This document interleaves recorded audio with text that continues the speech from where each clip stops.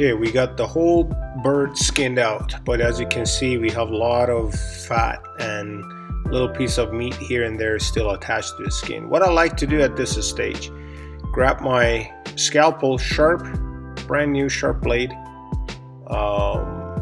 scalpel on the skin. Try to remove the majority of the loose fat that are on the skin. Just make sure you don't push your scalpel too deep into the fat, so you don't want to cut the skin or you don't want to cut the feather roots sticking out from the skin. Just remove the majority of the fat. This fat, when you start working on it, you will realize that it has some sort of a drier skin to it on the whole surface. And when you remove that, it helps a lot with wire wheeling, because it just loosens up all the fat that you have underneath there and makes it easier for wire wheel. At least this is what I have realized, and that's what I usually do. A lot of folks, a lot of friends, I've heard that they use scissors to remove these fats. You know, everyone finds their own way of doing it that makes it easier for them, and I think that's the great way, that everyone needs to find their own way. So right now I'm trying to clean a little bit of the meat and a little bit of fat and remained around the tail feathers, and I'll continue that all around the bird skin, especially on the breast and back of the bird. I'll let you watch it till we get to the next stage.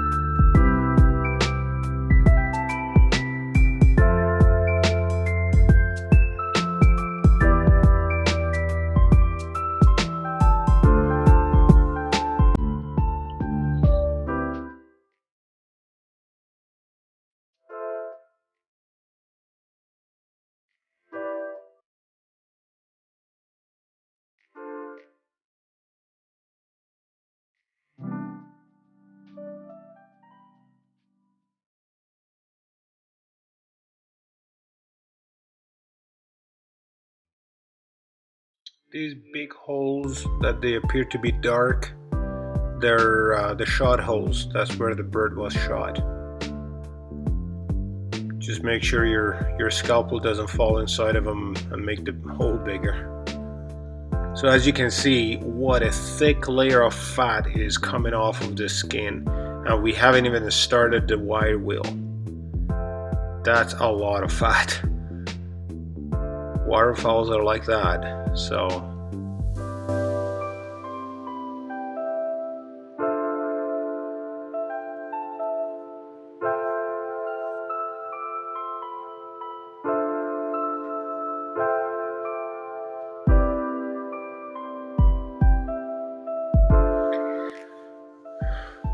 if you're trying to learn bird taxidermy, I highly suggest you not to start with a waterfowl. If you do not want to discourage yourself, do not start with a duck or goose.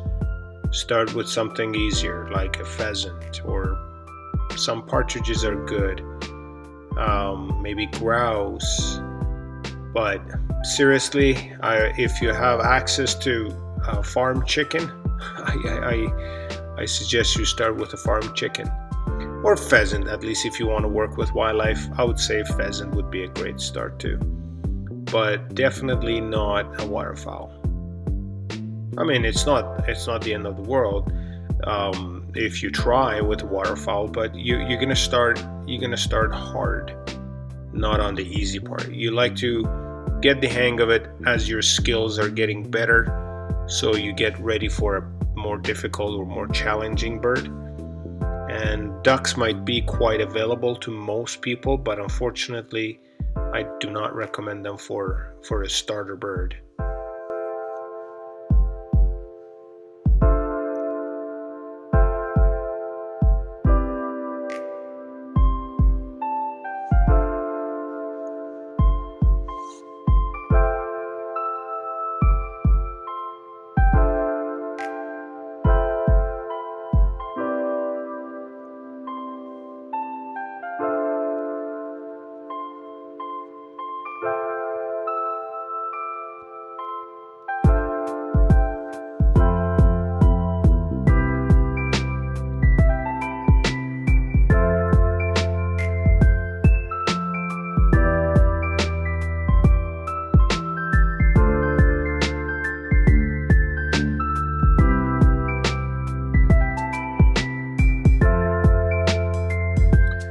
Okay, unfortunately, I forgot to video the whole thing, but you will see right now that I have half sewn the incision and trying to close the skin back, outside in and inside out, basically. This would be a great way of turning your skin into and getting it ready for wire wheel, because you really want to get those edges where you have made your incision. By the way, you can see here that my incision was not really on the center. It kind of like went off to the side, but as I said, no, it doesn't really matter. What I'm doing here, I'm using a nylon thread for sewing the skin back into basically a closed condition, but it's all inside out. It gives you a great opportunity to get the wire wheel all around the edges and all around your incision, so you really clean it up properly.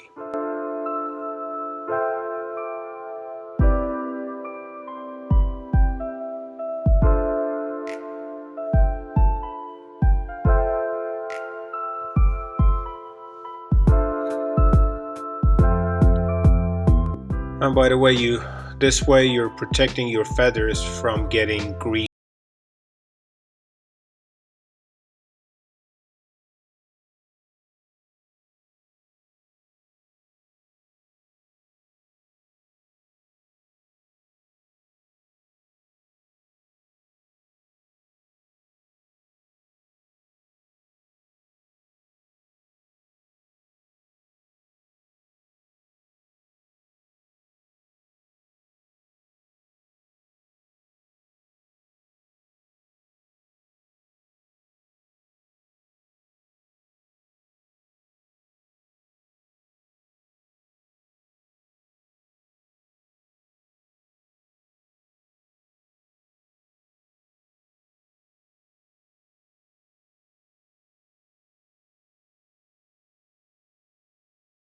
Or sometimes 40 to 45 minutes.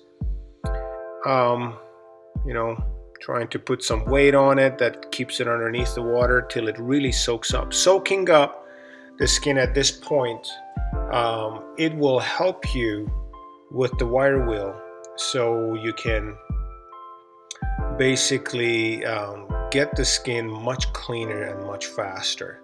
It just helps you. It refreshes every fat cells and everything, so it's not too dry. And now after 30 minutes, I squeeze the water out and I bring it to the wire wheel.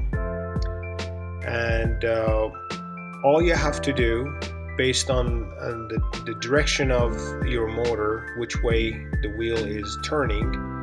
You need to make sure that you do not put the wire on the feathers against your growth pattern. You just go with it. Basically, you clean the fat outside of the feather quills. If you push them inside, then you have a good chance for ripping your skin. And while you're doing that, you will notice that I go in a zigzag way to make sure that I'm cleaning all the fat from all around the feather quills in the best ability that I can get into it. The best case is going zigzag, as you can see. Like right now, I'm doing where the incision was when I sew it together. See, this is why I sewed it together, so I can clean exactly where I was cleaning.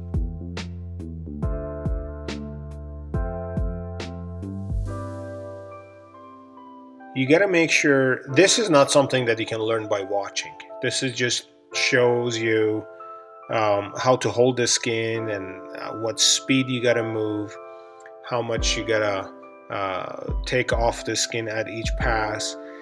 This is something that you just need to get your hands on, and it's a practical thing. You need to get the feel. I cannot emphasize how gentle pressure I'm putting on the skin toward the wire wheel, and the wire wheel is very soft too. The wires are not very hard. You can easily put your hand against them, it won't hurt you. So this I was just trying to show you how it needs to be done in terms of your hand motion and the skin movement and everything. Now you can see a shot hole. I'm trying to go around the shot hole.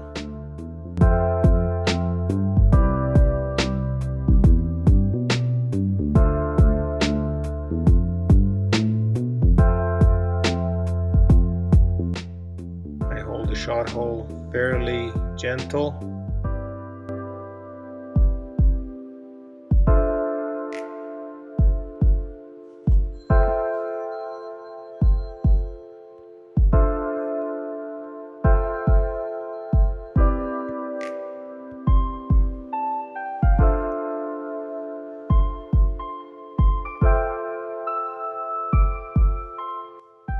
You know, I have done the same wire wheeling without soaking. You can pretty much get the same result, but I feel that if I soak it in water, it's going to make the skin a little bit tougher for me, and it has more elasticity to it, and it doesn't, when it's not too dry, it won't break or it won't cut off that easy, or at least not that easy.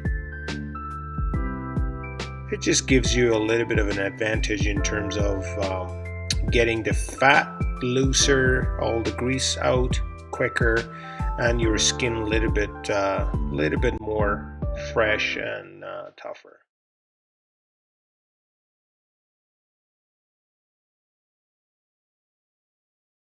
Yeah, I like to work my way from tail end toward the neck, and I do the neck and head area at last.